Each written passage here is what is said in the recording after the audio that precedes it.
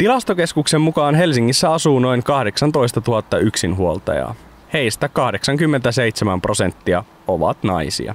Valtakunnallisestikin toimiva pienperheyhdistys auttaa yksinhuoltajaäitejä ja heidän lapsiaan Helsingissä järjestämällä heille mieskaveritoimintaa. Toiminnan tarkoituksena on löytää isättömälle lapselle kaveri aikuisesta miehestä. Mieskaveritoiminnan synnyn taustalla oli hyvinkin arkinen huomio.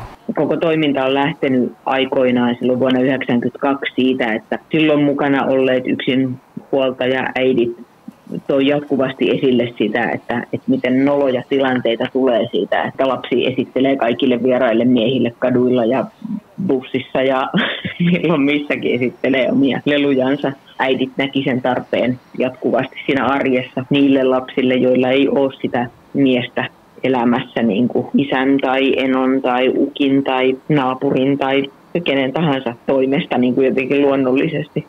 Pienperheyhdistyksen järjestämien vuosittaisten kyselyiden mukaan mieskaveritoiminnassa mukana olleet lapset ja äidit ovat olleet tyytyväisiä toiminnasta. Joskus mieskaveritoiminnasta ollaan oltu myös kateellisia kaveripiireissä. Muistan yhden muksun kerran sanoneen, että hänen omat kaverinsa on kateellisia siitä, että on joku tuommoinen aikuinen ihminen, jolla on semmoista jakamatonta aikaa. Jututimme mieskaveritoiminnasta kohta 10 vuoden kokemuksen omaavaa Rekoa.